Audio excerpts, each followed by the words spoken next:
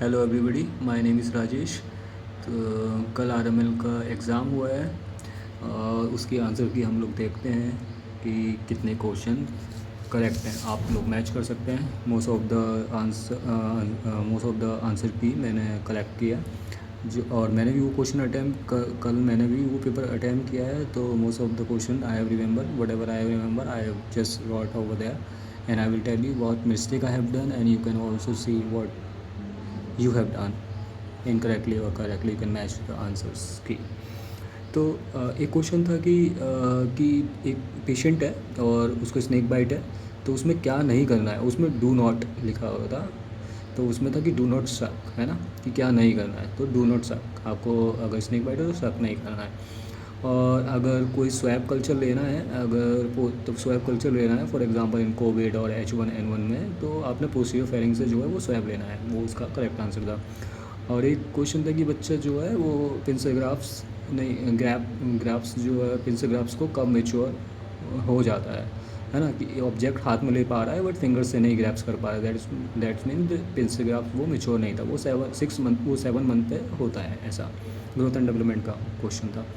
और left lateral position क्यों देते हैं हम लोग अनकॉन्शियस पेशेंट में? To prevent aspiration. And mania का एक क्वेश्चन था, तो उसमें पेशेंट को सिम्टम्स हो रहे थे, पेशेंट एग्जिबिट कर रहा था मैनिया के सिम्टम्स, तो उसमें हमने लिथियम ड्रग देना था। Some of the YouTube channels they were saying that कि भाई हेलोपेरिडोल देना है, बट नो, हेलोपेरिडोल नहीं देना है। लिथियम से ही सारे सिम्टम्स जो हैं मैनिया के कंट्रोल होते हैं। Otherwise we can go for ECT and these are the two option which is available for lithium mania.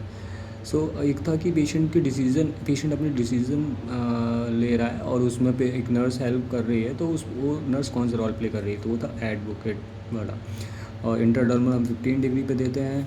और एक क्वेश्चन था कि अगर नर्सिंग केयर देने के नर्सिंग रिकॉर्ड जो है कब लिखने चाहिए? तो नर्सिस रिकॉर्ड हमने हमेशा अपने केयर देने के बाद में तुरंत लिखने होते हैं। जो भी आपने एक्शन लिया है, नर्सिंग केयर दी है, जस्ट फॉर एग्जांपल कि आपने सक्शन किया है, तो हमने तुरंत उसको रिकॉर्ड करना है कि भाई हमने सक्शन किया है। तो जस्ट आफ्टर द प्रोसीजर और just after the nursing care you should have to write the nurse's record. तो एक था माइलिन सीट का फंक्शन क्या है ना। तो most of the like I knew कि वो एक्सॉन को प्रोटेक्ट करता है, इम्पल्सिस करता है, but in the exam I have done the mistake कि उसमें मैंने लिख दिया कि साइनेप्स को प्रोडक्शन करता है, बट वो साइनेप्स को प्रोडक्शन नहीं करता है। तो माइलिन सीट का जो है आपने क्या किया है वो आंसर मुझे बताना और कमेंट में। और एक क्वेश्चन था कि डायपर, है ना, कि प्रॉपर ब्रेस्ट फीडिंग जो है अगर करा रहे हैं, क्या इंडिकेट करेगा कि मदर जो है एडिक्वेट फीडिंग कर रही है? तो अगर 6 to 8 डायपर्स अगर चेंज कर रही है वो, that's mean the adequate feeding उसकी हो रही है। ये PYQ था, अभी GMCH में भी सेम क्वेश्चन आया था और नॉर्थ सेट में भी आया था। और उसके बाद में 11 नंबर पे क्वेश्चन आंसर है कि हाँ, this is the most debatable answer कि ये पेशेंट है क्रिटिकली इल, पैलिएटिव केयर से था, क्रिटिकली इल पेशेंट है और उसमें हम लोगों ने मेडिसिन दे रहे हैं और पेशेंट रो रहा है, तो उसमें हमने क्या करना है? और तो नर्सिंग जो थेराप्यूटिक प्रायोरिटी उसमें मेंशन किया था, तो उसमें कॉल द फैमिली मेम्बर्स, यही उसका आंसर था। अब सब लोग बोल रहे हैं कि भाई पेशेंट के साथ बैठना है और उसका हैंड होल्ड करना है, तो that is also we can consider it, but not at the. अब देखते हैं RML उसको क्या करेक्ट करता है। So this is, I don't know which one is wrong और राइट। सो एक था डायथर्मी पैड का यूजेस पूछा था, है ना, सर्जरी और ये डायथर्मी पैड का हम क्यों यूज़ करते हैं? डायथर्मी पैड हम इसलिए यूज़ करते हैं कि इलेक्ट्रिकल बर्न ना हो जाए। सर्जरी के टाइम पे जो अभी क्लिनिकल में काम करते हैं उनको पता होगा अच्छे से कि सर्जरी होती है तो डायथर्मी पैड उसके पेशेंट के पैर के नीचे लगा देते हैं, क्योंकि हम लोग क्वार्टर यूज़ करते हैं, तो जिसकी वजह से इलेक्ट्रिसिटी बर्न ना हो जाए, इसलिए हम लोग डायथर्मी पैड लगाते हैं। तो फिर था एक एंटीडोट ऑफ पैरासीटामोल, तो वो था N-acetylcysteine। एंड देन एक ओपियोइड पॉइजनिंग का पेशेंट आया है, तो उसमें ड्रग ऑफ चॉइस पूछा था नलेक्सोन। उसका आंसर था एम्लोडापिन, ये कैल्शियम चैनल ब्लॉकर्स, एक कार्माजेपिन। तो एक क्वेश्चन था कि भाई सीजर्स एंड BPAD में जो ड्रग ऑफ चॉइस है, एक ड्रग है जो इनमें से फॉलोइंग आर द ड्रग्स कि उसमें से BPAD के लिए भी और सीजर्स के लिए दोनों के लिए यूज़ करते हैं, तो वो कौन सा ड्रग है? तो दैट इज़ द कार्माजेपिन। और फिर था LBW की डेफिनेशन पूछी थी, अगर लेस देन 2500 ग्राम से कम है दैन LBW की डेफिनेशन है वो। एंड देन ट्रिपल बेट हो जाता है 1 ईयर में, everybody knows it. Most of the people knows it. And then 19 पर है कि हाँ, इसमें था कि कंसील्ड अबर्शियो प्लासेंटा है ना, एक रिवील्ड होता है, कंसील्ड होता है। तो उसमें दोनों ऑप्शन थे कि भाई ब्लीडिंग हो रहा है, ब्लीडिंग है और रिजिड टेंडर अब्डोमेन है। तो अगर कंसील्ड है तो टेंडर रिजिड अब्डोमेन होगा, अगर रिवील्ड है तो उसमें ब्लीडिंग होगी। That is the sign and difference between revealed and concealed abruptio placenta. एक था कि एंटीनेटल मदर है और वो केयर के लिए आई है और समथिंग बस हैपन टू हर, तो हमने उसमें प्रायोरिटी क्या देनी थी एंटीनेटल में, तो हमने वाइटल साइन मॉनिटर करनी थी मदर की, FHR जो है फीटल की देखनी थी। एंड फिर आया था कि पेशेंट को डिलीजन हो रहा है, डिलीजन है और हेलुसिनेशन पेशेंट को हो रहा है, तो उस वो कौन सी डिसीज़ के फीचर्स हैं, तो वो सीजरोफेनिया था। फिर एक वजाइनल डिलीवरी हुई है, नॉर्मल वजाइनल डिलीवरी हुई है, तो कौन से कॉन्ट्रासेप्टिव हम लोग यूज़ कर सकते हैं, तो दैट इज़ द IUD हम लोग इंसर्ट करते हैं just after the delivery. And एक था डंपा, ये तो बहुत ज़्यादा रिपीट होता रहता है हमेशा, अभी भी नॉर्थ साइड में पूछा था। डंपा एवरी 3 मंथ हम 150 mg देते हैं और इंजेक्टेबल जो है कॉन्ट्रासेप्टिव है। सो एक आया था कि शोल्डर और हिप कौन से टाइप के जॉइंट हैं, तो वो वॉर एंड सॉकेट जॉइंट है। फिर एक नेफ्रोटिक सिंड्रोम का बच्चा है और उसमें हमने नर्सिंग प्रायोरिटी क्या रहेगी, और तो कोई ऑप्शन फिट भी नहीं हो रहा था, बस यही उसका फिट था। और यही होता है एक्चुअली में कि इनटेक आउटपुट मॉनिटरिंग करना है एंड वेट मॉनिटरिंग करना है, ठीक है। और एक था कि माइल्ड रिटार्डेशन का डेफिनेशन पूछी थी, तो माइल्ड रिटार्डेशन में जो है जो आपका IQ रहता है वो 50 to 70, that is the mild retardation. तो उसका माइल्ड रिटार्डेशन जो था 50 to 70 माइल्ड रिटार्डेशन था। फिर वारफिन पूछा था, एंटीकोगुलेंट का एग्जांपल पूछा था, वो वारफिन होता है। एंड देन चिकन पॉक्स किसकी वजह से होता है, तो वेरिसेला जोस्टर की वजह से होता है ना। और एक था कि भाई अबनॉर्मल ये डेंजर साइन इन प्रेगनेंसी, तो कौन सा डेंजर साइन प्रेगनेंसी में हो नहीं है, इसमें पूछा था नहीं है। उसमें तो ब्लीडिंग थी, फीवर था, those are the danger sign of pregnancy, but increasing appetite is not one of it is not the sign of danger pregnancy sign, ये नहीं है। एंड उसके बाद में था कि भाई एक था कि चिकन पॉक्स है, तो उसमें हमने किस टाइप का प्रिकॉशन लेना है, तो एयरबोर्न प्रिकॉशन लेना है ना। फॉर एग्जांपल MTB मीजल्स के लिए, TB के लिए और चिकन पॉक्स के लिए हमने एयरबोर्न प्रिकॉशन लेने होते हैं। उसके बाद है क्वेश्चन नंबर 31 कि जेट ट्रैक मेथड क्यों यूज़ किया जाता है, बहुत रिपीटेड क्वेश्चन है, तो लीकेज ना हो इसलिए हमने जेट ट्रैक मेथड, और जो मेडिसिन फॉर एग्जांपल आयरन में अगर हम दे रहे हैं तो जेट ट्रैक मेथड यूज़ करना होता है, उसमें सबको पता है वो। फिर तो 32 पर था कि एंटी न्यूरल ट्यूब डिफेक्ट को बचाने के लिए प्रेगनेंसी में हम लोग क्या देते हैं, तो आयरन फॉलिक एसिड।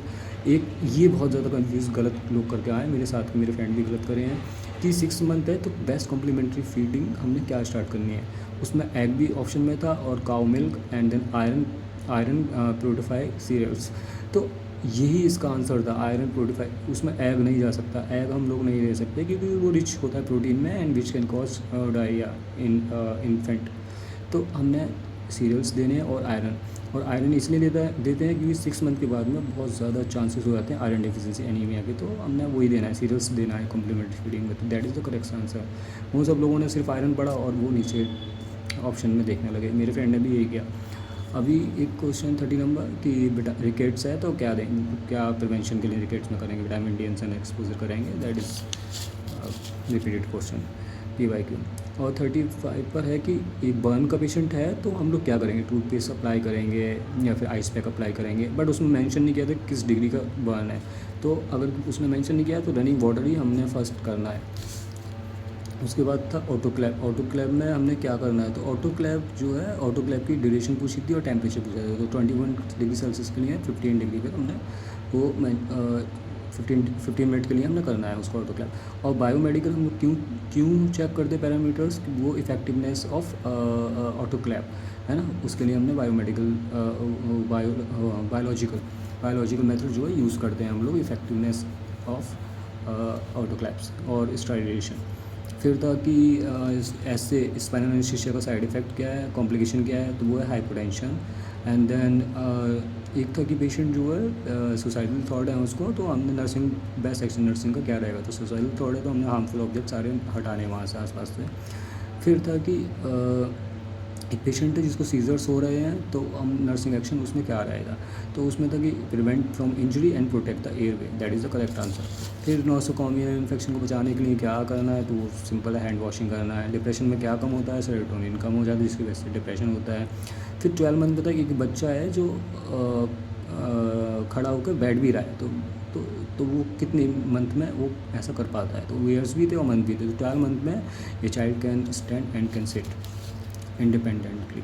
तो एक था लिपोर्ड मैनोवर। मैं लिपोर्ड मैनोवर क्यों करते हैं ये पूछा था उसने कि पर्पस ऑफ लिपोर्ड मैनोवर। तो लिपोर्ड जो है हम लोग पोजीशनिंग के लिए, फिर पोजीशनिंग के लिए हम लोग ज़्यादातर प्रेजेंटेशन के लिए हम लोग जो है मैनोवर यूज़ करते हैं।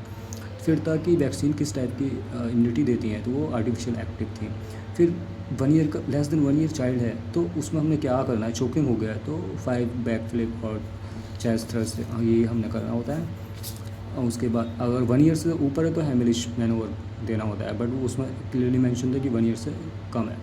उसके बाद में था कि एक चाइल्ड है, उसमें जो है कॉन्शियसनेस के लिए हम कौन सा मेथड यूज़ करेंगे, तो ABB स्केल होता है, awareness, verbal command and then pain और अनरिस्पॉन्सिवनेस, ये हमने स्केल होता है ना, वो कॉन्शियसनेस के लिए इंडिया में मोस्टली करते हैं ICU में।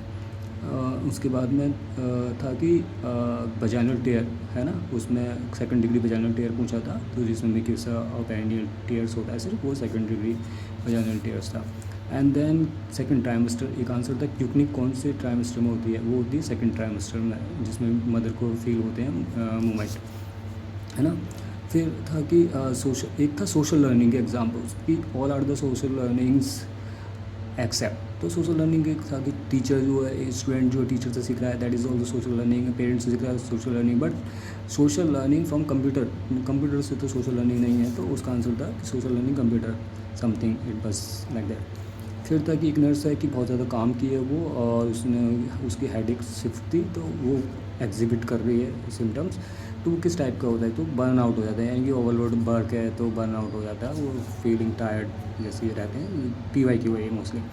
एक था कि फ्लूइड लीकेज हो गया है, एक मदर कंप्लेन कर रही है, एक फीमेल वुमन है और वो फर्स्ट टाइम वो एक्टिव स्टेज में है और उसको फ्लूइड लीकेज हो गया है, तो वो उसमें था कि मदर बता रही कि कुछ लीकेज हो गया है, तो that is the subjective data. तो we can not rely on subjective data, we should have to examine it, right.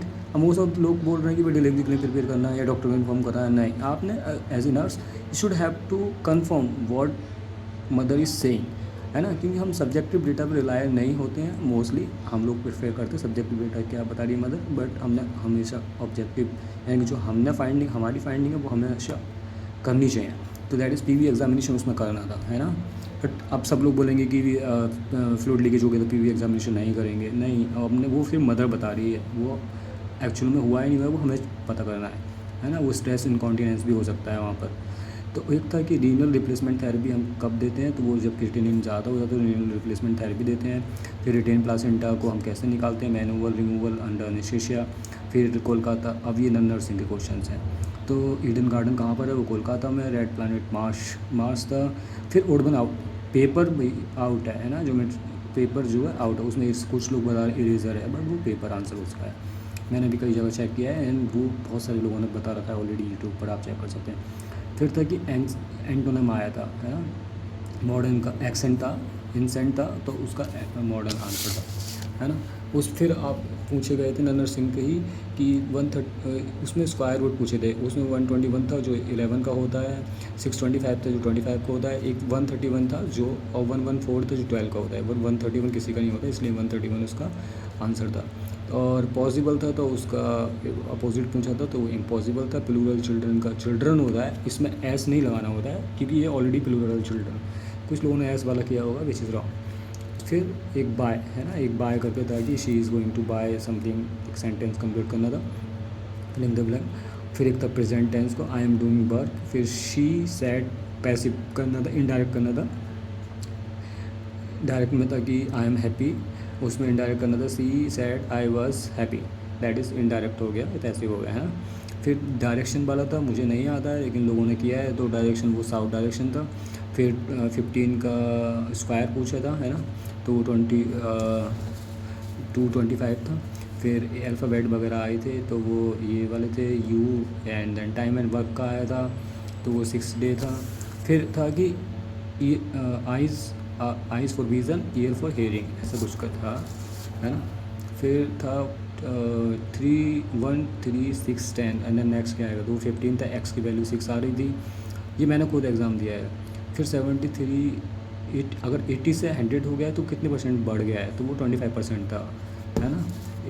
10% 8 और प्लस 10 16 और प्लस 4 20, तो 20 बड़ा है और 20 जो 25% हो रहा है ना। फिर बार पूछा थी जो लाफिंग था।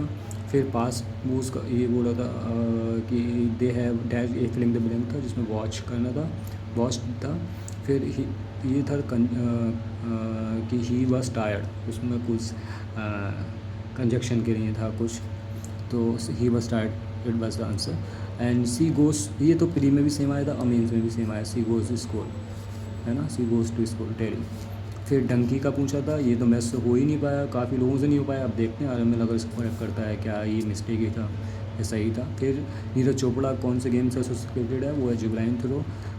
कौन सी मिसाइल जो पाकिस्तान पर अटैक करने के लिए इंडिया ने यूज़ की थी, ब्रह्मोस मिसाइल है ना। अग्नि, इसका कुछ लोग अग्नि बता रहे हैं बट अग्नि नहीं है। अग्नि जो है वो ICBM है, इंटरकॉन्टिनेंटल मिसाइल्स है, वो लॉन्ग रेंज की है, 7000 से ज़्यादा के लिए वो यूज़ करते हैं, बट शॉर्ट और most effective is BrahMos missile. तो ब्रह्मोस मिसाइल जो है इंडिया ने यूज़ की थी। उसके बाद में जो है PV सिंधु कौन से जो स्पोर्ट्स से एसोसिएटेड है, वो बैडमिंटन है। फिर इंडिया आफ्टर किसके, इंडस रिवर के बाद में इंडिया का नाम रखा गया है। फिर पीकॉक जो है नेशनल बर्ड है। उसमें फिर फादर एक था, वो तो बड़े सबको ही पता था। ये सेम उसमें प्री में आया था, मेंस में भी सेम ही आया है। 1.5 लीटर का जो है वो कितना ml में होगा। फिर मिल्क का आया था 45 लीटर है तो 3 लीटर का कितना होगा, तो दैट इज़ वो ये करके ये आंसर आ रहा था उसका, मैच कर लेना आपने ये किया है नहीं, बट आंसर ये करेक्ट है।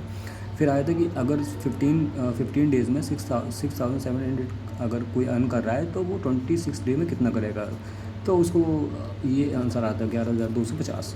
फिर एक्सियम 4 मिशन पूछा था, किस लिए किया था। एक्सियम 4 मिशन का पर्पज़ क्या था, तो एक्सियम मिशन का पर्पज़ था कि भाई जो अपने क्या नाम है, जो अपने एस्ट्रोनॉट हैं उनको जो है स्पेस में भेजना है, इंटरनेशनल स्पेस स्टेशन पर भेजना है, जिसमें अभी जो अभी Abhinav like the one guy who was AIAS, वो अभी प्री में पूछा था और सेम मेंस में पूछ लिया, बस उसमें मिशन पूछ लिया, उसमें कौन गया था इंडियन, वो पूछा था, है ना। तो वो एक्सियम 4 था, नासा के साथ में कोलैबोरेशन भी, नासा इसरो ने कोलैबोरेशन करके उसको सेंड किया था इंटरनेशनल स्पेस स्टेशन पर। उसके बाद में स्वतंत्र फ्रीडम इज़ माई राइट करके कुछ था, वो बाल गंगाधर तिलक, है ना, स्लोगन था, वो बाल गंगाधर तिलक जी थे। फिर एजुकेशन में कितने बाउल्स हैं और कितने बाउल्स को काटने के बाद कितने बच रहे हैं, वो 4 बच रहे थे, है ना। 5 बाउल है, AUAEUAT